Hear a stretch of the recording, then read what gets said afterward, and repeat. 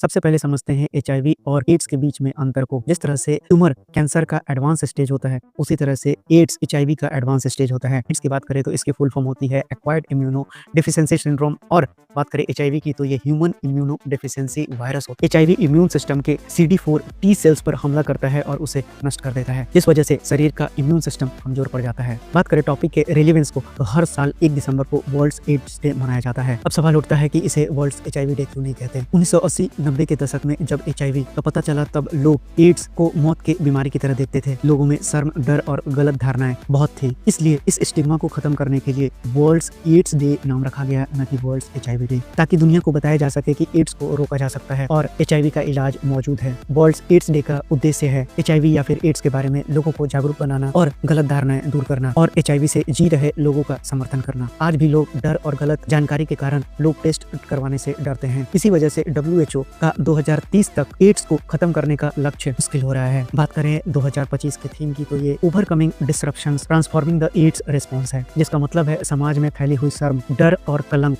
खत्म करना है और एचआईवी को लेकर खुलकर बात करना इसका मतलब है, क्योंकि स्टिग्मा ही लोगों को टेस्ट, इलाज और जागरूकता से दूर कर देता है। बात कर लेते हैं कुछ एचआईवी से संबंधित इंपॉर्टेंट फैक्ट्स के बारे में। एचआईवी हवा से नहीं फैलता है, ना ही सामान्य संपर्क से। आपको एचआईवी नहीं होगा अगर आप किसी से हाथ मिलाते हैं, गले लगते हैं, एक ही गिलास में पानी पीते हैं, खाना शेयर करते हैं, शौचालय इस्तेमाल करते हैं, दरवाजे की हैंडल छूते हैं। एचआईवी सिर्फ कुछ खास शरीर के तरल पदार्थों से फैलता है, और वह भी तब जब यह तरल पदार्थ आपके रक्त प्रवाह में जाए, जैसे कि असुरक्षित यौन संबंध, संक्रमित सुई या निडल का प्रयोग या फिर संक्रमित खून का संपर्क हो। एचआईवी अब एक मैनेजेबल डिजीज है, जैसे डायबिटीज और ब्लड प्रेशर। सही समय पर एंटी रेट्रोवायरल थेरेपी लेने से एचआईवी पॉजिटिव लोग लंबा जीवन जी सकते हैं, स्वस्थ रह सकते हैं, दूसरों को भी संक्रमित नहीं करते हैं। अगर कोई एचआईवी पॉजिटिव व्यक्ति हर रोज ART यानी एंटी रेट्रोवायरल थेरेपी लेता है, तो उसके रक्त में वायरस इतना कम हो जाता है कि लैब को भी कई बार पता नहीं चल पाता। इस स्थिति में वह किसी को भी एचआईवी नहीं फैला सकता। अब अगर एचआईवी निगेटिव लोगों की बात करें, तो आज इनके लिए भी सुरक्षित दवाएं उपलब्ध हैं। इसमें 2 तरह की एक्सपोजर हैं,